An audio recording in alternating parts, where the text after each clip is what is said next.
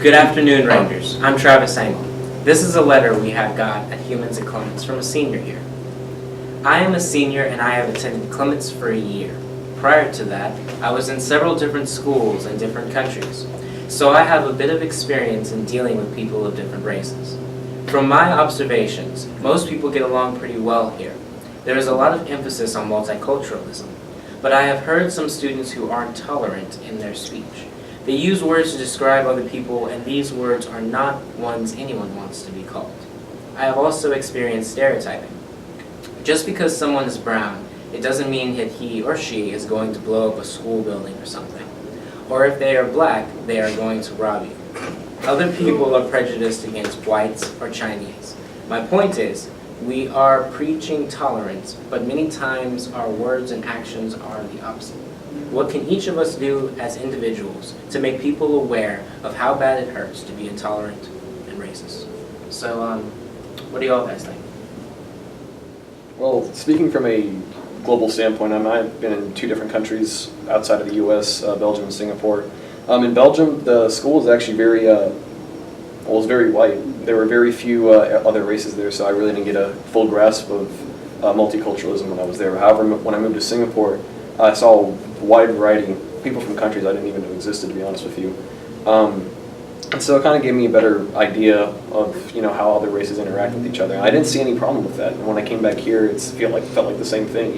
People were kind to each other, and nothing really prejudice or intolerance. But there are times in which I've heard students use certain words or other ways to describe people, and it is bad. But the thing is, people don't think before they speak, because first off, they don't know if anyone's around them, and if people are around them, sometimes like, oh yeah, they don't care, they're not that race, they shouldn't they shouldn't care at all. So honestly, it's just a think before you speak. Just try to be considerate, even if no one's around you. Would anyone want to hear that? That's the whole question you want to ask yourself before you say something. I came from a similar school where there wasn't a lot of different people of different races, and I came here about a couple years ago. And when I came here, I started to make friends from all different cultures and countries, and I think it's really made me grow as a person. And it wasn't hard at all to get used to being around different kinds of people. So,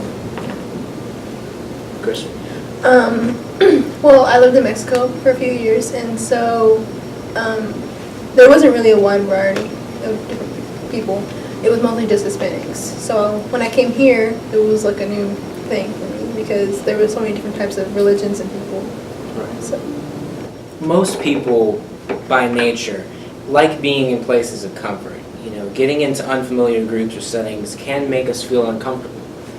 Think of your first day of middle school, or maybe high school.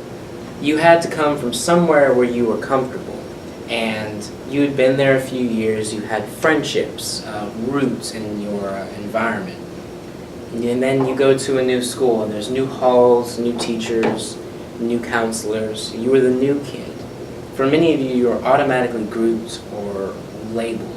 Do you feel like labels help people get an idea of who they're talking to? Or do you think labels are just inaccurate assumptions that we just place on people unfairly? Well, speaking from experience, moving from here to Belgium was a big change for me. And even there, with the large demographic, of course, being white, I still felt outcasted. They had a term for us, term for anyone overseas that's American, called an expat. And even then, all the expats, we didn't get along. And it's just mainly because of where we came from. And those that happened to accept me later on, these were people from places like Sweden or Norway or places like that. So not all the time are labels, sometimes labels can help you fit in because you realize, these people are probably my people. But there are other times in which people within that label aren't really the same. So what would you do if you were being harassed? For one thing, I would really go to maybe ask the teachers, because that would really help a whole bunch. Because then you can go ahead and ask them and tell them about your problems, and they can kind of help you of what you should do, and they can go ahead and call the bully out and all that, and then the person who's doing it. And so yeah, it really it helps a lot too. And also another thing, maybe ask one of your closest friends. That'll also really help a whole bunch, because then they can kind of help you with the same thing and tell you what you should do. And like really another good thing is really to like ignore the person. Like I was in a situation where one person called me kind of a bad word. I'm not going to say it because it's kind of inappropriate, but you know, it's just yeah, he just called me that, and it was very sad for me. And so what I did is I just ignored him. And so later on he said, oh, I'm sorry for calling you that. You felt really sad, you know, and all that. And so that's what I did. It really helped a whole bunch, and we're actually friends now. But he's moved now, but still, it helps. Often in class, I hear people just saying offensive things about and calling people things, or talking about different groups, and it makes me uncomfortable hearing people say that kind of stuff. Even though I might not be that race, it's still like it makes me feel kind of like upset, because I don't think anybody should be judged for who they were born, how they were born. I mean, like their race, and like I don't think it should be tolerated by anybody. And if somebody hears something, they should definitely speak up and stand up and do what's right and say what's right. That's unfortunate that happened to you, but I'm glad you were able to find a positive solution. And you made a very good point there. That's true. If you feel like someone is threatening you, or you feel like you're being discriminated against, do know that there are things that you can do. You should definitely speak to your counselor or your assistant principal and let them know. Because despite the fact that it seems like we have a really good environment here, there are some things that happen under the rug. And so if someone is making threats of violence, you should definitely speak to Officer Petrie or Officer Q on campus, or any other form of law enforcement. Well, I think we've really hit some good points here. Definitely so. And to whoever wrote this letter, I hope that we answered your question. If you have any other questions that you'd like addressed in Humans at Clements, be sure to write it down and put it in one of the red boxes that are all over the school. And I'd like to thank all of y'all for joining us in this conversation today, and take care of yourself, Rangers.